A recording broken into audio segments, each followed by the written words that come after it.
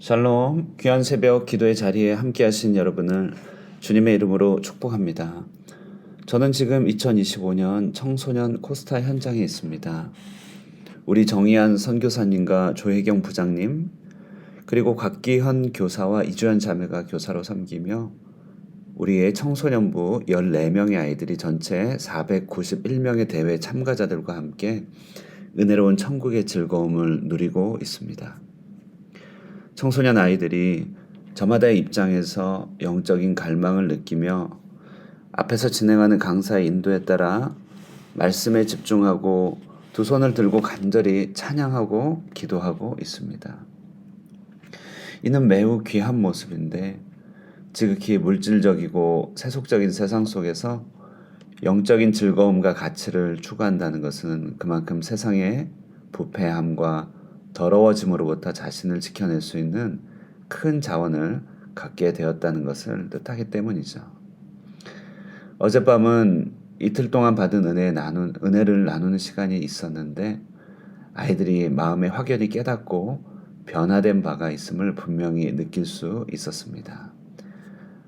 아이들의 이런 영적 성숙이 지속되도록 또 더 촉진되도록 여러 학부모님들과 교회 어른들의 관심을 많이 기울여 주시기를 부탁드립니다. 9월이 시작되었습니다. 한 해가 저물어 가기 시작하는 9월, 우리가 함께 새벽에 묵상할 본문은 데살로니가서입니다. 데살로니가 전후서는 우리가 한동안 살펴봤던 포로 귀환기의 스가랴서로부터 약 400년 정도 이후에 있었던 일을 배경으로 한 성경입니다. 이 400년 동안 세상은 참 많이 변하였습니다. 스가랴의 배경이 되었던 페르시아 제국도 정말 대단한 문명을 이루었었는데 이 신구약 중간에 400년간 세상은 참으로 경천동지할 변화를 겪게 되었습니다. 뛰어난 문화적 역량을 가진 헬라 제국이 그리스로부터 시작하여 동서를 연결하는 문화의 대통합을 이루었고 이후에 법과 체계적인 사고를 가진 로마의 라틴 문명이 고대 바벨탑으로부터 사람들이 이루려 했던 제국의 이상을 최고봉으로 도달하게 하였습니다.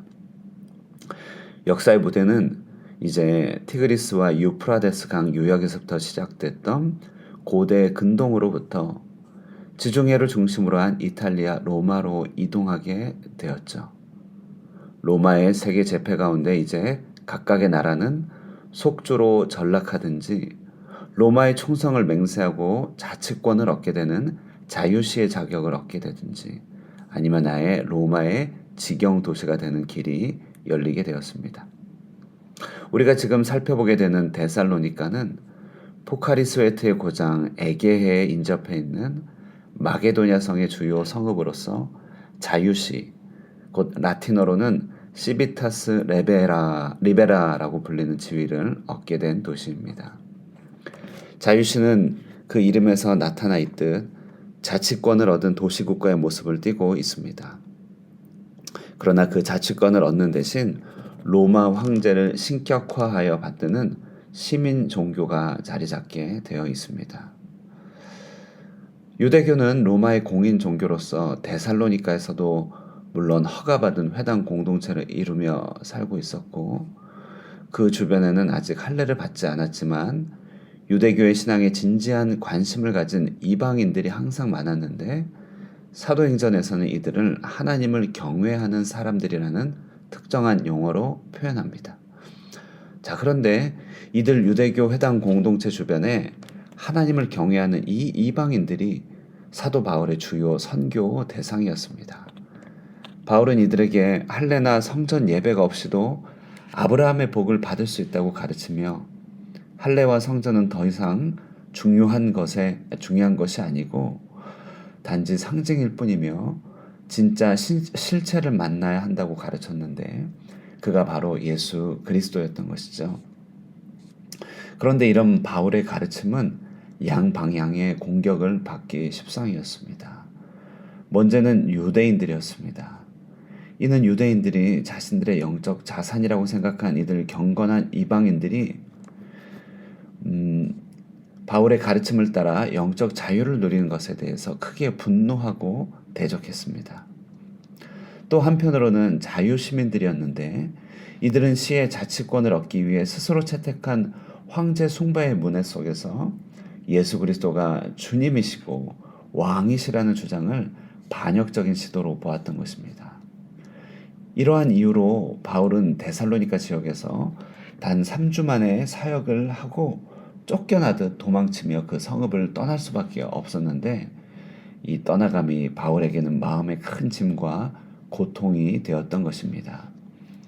특히 3주 동안 사역하고 아무 일도 없었으면 모르겠는데 거기에서 야손이라고 하는 유력한 자가 회심하고 그 일가가 예수께로 돌아갔으며 그에게 속한 권속과 하인 또 당시 집단 문화 속에서 그에게 속한 사람들이 회심하며 순식간에 교회가 세워졌었는데 바울의 탈출과 도피는 아무리 정당한 사유가 되었다고 할지라도 그 미련과 책임 회피에 대한 죄책감 그리고 자신을 변명하는 마음과 책망하는 마음 그리고 여러 가지 마음이 복잡하게 얽히고 설킬 수밖에 없는 그러한 것들을 불러일으키게 된 것이었습니다.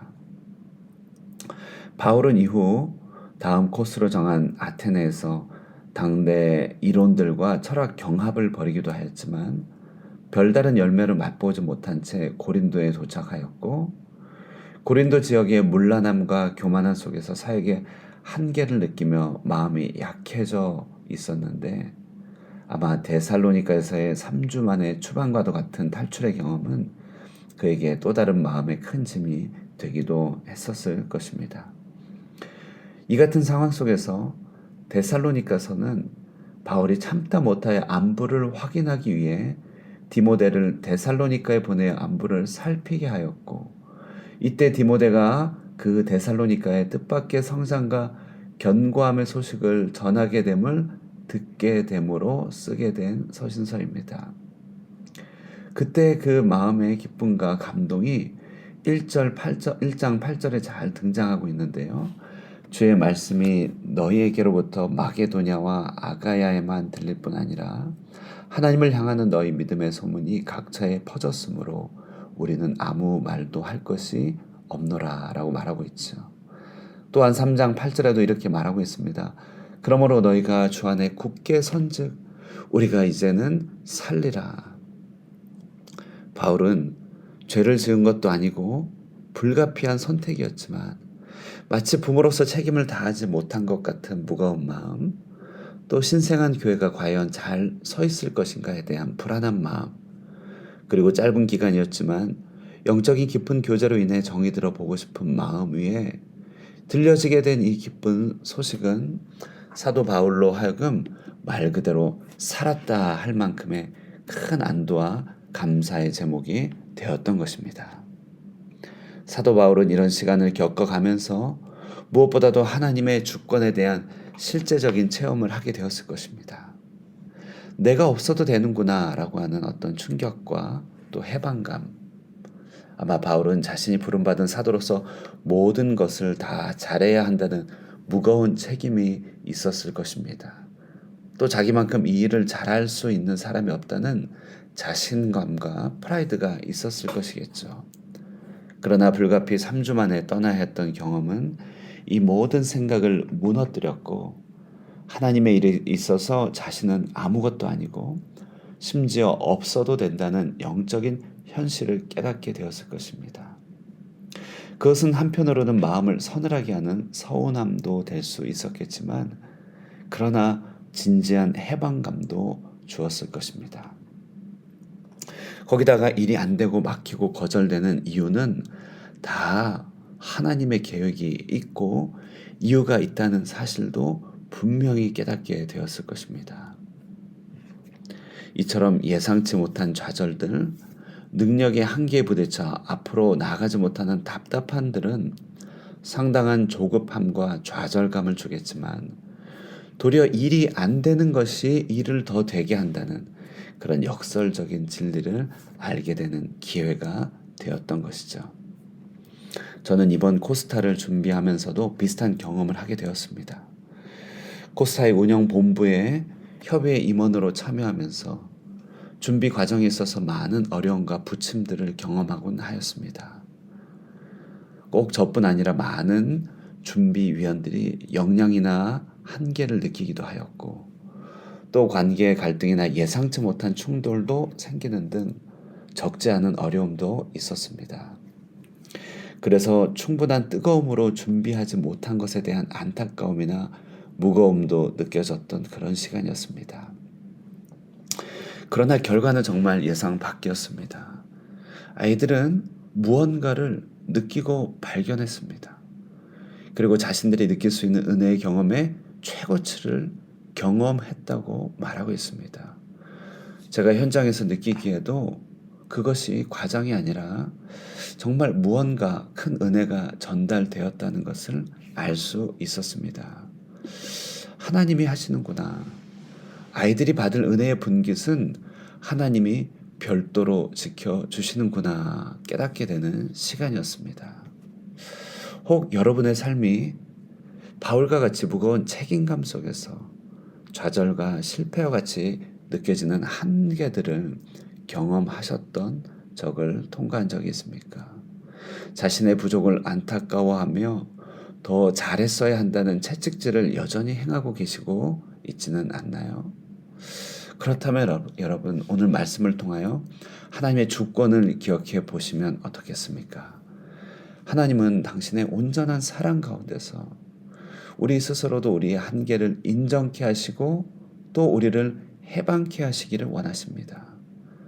더불어 우리가 안타까이 여기며 사랑하는 그들을 위한 하나님의 온전한 공급 역시도 완벽하게 진행하고 계심을 우리로 깨닫게 되기를 원하고 계십니다. 이런 맥락에서 오늘 데살로니가 2장 1절에서 16절은요. 이런 하나님의 은혜가 헛되지 않도록 하기 위한 바울의 자기 점검과 자기 정체를 데살로니가 앞에서 가다듬는 그런 장면이라고 할 수 있지요. 하나님이 다 하셨기 때문에 이제 나는 모르겠다고 또 손을 놓기가 쉽겠지만 하나님이 다 하셨기 때문에 도리어 나도 내 자신을 하나님과 사람 앞에서 온전히 세우고 준비한다는 그런 충성스러움을 오늘은 또 배울 수 있습니다. 이 부분 간략하게 살피고 오늘 말씀을 마무리할까 합니다. 1절에서 6절은 자신이 거짓되지 않은 참된 사도로서 사역을 하는 동기와 방법이 무엇인지를 설명하죠. 헛되지 않은 목적의 진실함들, 간교함이나 부정함이 아닌 방법의 정직함들, 그리고 6절을 보시면 사람에게 영광을 구하지 않는 동기의 순수함들을 말하고 있습니다. 7절에서 12절은 이렇게 자신이 참된 사도로서 어떻게 진실하게 사랑하고 돌보았는지를 회상하죠. 7절에서 8절을 보시면 자녀를 기름과 같이 무조건적인 사랑과 기대로 사람들을 대하였고 심지어 목숨까지도 내어주기를 기뻐한다는 말을 하고 있습니다. 11절과 12절에 보시면 권하고 위로하고 경계하기를 마치 아버지가 자녀에게 하듯 한다고 하는데요. 삶을 살아가고 사역하는 자의 심장이 어떠한 것인지를 잘 보여줍니다. 이어서 자신이 전한 말씀이 결코 사람의 지혜와 지식이 아닌 참된 하나님의 것임을 이후에 16절까지 확증해주고 있죠. 이 말씀의 진실함은 듣는 이에게도 그렇게 느껴졌던 것이고 또 그 말씀이 여전히 살아 움직이고 있음을 통해 말씀의 참됨을 증명하고 있는데요. 바울은 무엇보다도 말씀이 참되다는 것에 가장 큰 증거로서 고난이라고 하는 증거를 내세웁니다. 말씀이 말씀답다고 하는 것은요. 그것을 통해 얻게 되는 충분한 정도의 고난을 통해 알게 된다는 것이죠. 참으로 그렇습니다. 하나님의 말씀을 붙들고 살아가는 삶은 먼저 우리를 하나님 앞에 세워 투명하고 정직한 동기로 살아가게 합니다. 우리의 내면을 아비나 어머니의 영적 성숙함으로 가꿔가지요. 그러나 무엇보다도 하나님 나라의 말씀은 나를 살리게 하고 나를 세워주는 동시에 그 동일한 말씀으로 인한 고난을 통과하게 한다는 사실입니다. 코스타 기간 이렇게 휴일까지도 반납하면서 일사불란하게 움직이는 여러 교회 선생님들과 봉사자들을 보게 됩니다. 그 은혜의 말씀이 또한 자신들의 삶의 누림을 포기하게 만들고 많은 불편함을 감수하게 만들구나라는 것들을 보게 됩니다. 그러나 이것은 부정적인 고통의 경험이 아니죠. 바울이 데살로니가 교인들의 성숙을 보고 이제 살겠다고 하였던 그런 안도의 기쁨이 넘치는 경험이고, 고난과 위로가 동전의 양면으로서 함께 누려지고 있는 누림의 현실이기도 한 것입니다.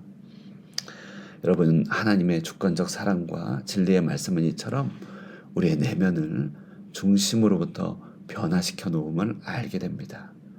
투명하려고 하는 동기, 영적 아비와 어른으로 장성하여 믿음의 자녀들을 돕고 일으켜 세워주고 싶다는 영적인 내리사랑, 그리고 기꺼이 고난에 참여하며 고난을 통해 도리어 위로를 확인하고 영적인 삶의 본질을 맛보게 되는 그와 같은 축복으로 우리를 이끄는 것이지요. 우리에게는 실패도 한계의 경험도 결코 우리를 좌절로 몰아갈 수 없음을 오늘 깨닫게 됩니다. 우리는 그 속에서 하나님의 주권적 은혜를 더욱 실감나게 느끼게 될 것입니다.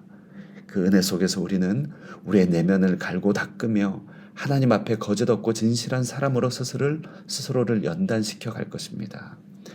우리는 이 시간들 속에서 성숙하게 갈 것이며 세상을 위한 영적 아비가 되어 그리스도의 마음으로 세상을 섬겨가게 될 것입니다. 내 위로와 내 힘이 되는 그 말씀은 또 고난의 원인도 되겠지만, 그것은 내가 주 안에서 잘 살아가고 있다는 증거가 될 것이고, 그 고난 속에서 도리어 우리는 위로를 누리며 같은 고난을 겪는 무리들과 깊은 유대감도 느끼게 될 것입니다. 이처럼 우리는 이 땅에 발을 딛고 살아가지만 이 땅에 속하지 않는 하나님의 백성들임을 보게 되는 것이죠. 오늘 하루도 내 한계 속에서도 완전함으로 일하시는 하나님의 역사를 기대하며 그 속에서 우리 자신을 깨끗한 그릇으로 준비시켜 가시는 은혜 하루를 보내시기를 바랍니다. 오늘 이 같은 은혜가 여러분 모두의 삶 가운데 가득하기를 주님의 이름으로 축원드립니다. 기도하겠습니다. 하나님 아버지, 감사합니다. 오늘도 우리를 말씀으로 이끄시고 우리의 작음과 하나님의 크심을 알게 하여 주시니 감사합니다.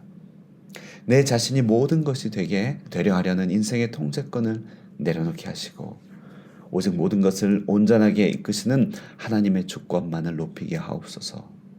쓰라린 좌절과 한계의 경험이 도리어 은혜의 넓음으로 나아가는 기회가 되게 하시고, 그 은혜를 헛되이 여기지 않고 도리어 우리 속사람을 깨끗하고 온전하게 가꿔가는 믿음의 성숙을 맛보게 하옵소서.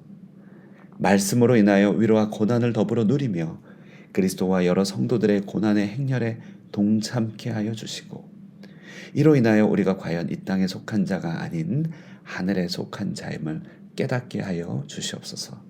오늘의 이 은혜가 우리 가운데 넘치게 하여 주시기를 바라옵고, 코스타의 모든 기간도 은혜로서 잘 마무리되게 하여 주시기를 바라오며 예수님의 이름으로 기도드리옵나이다. 아멘.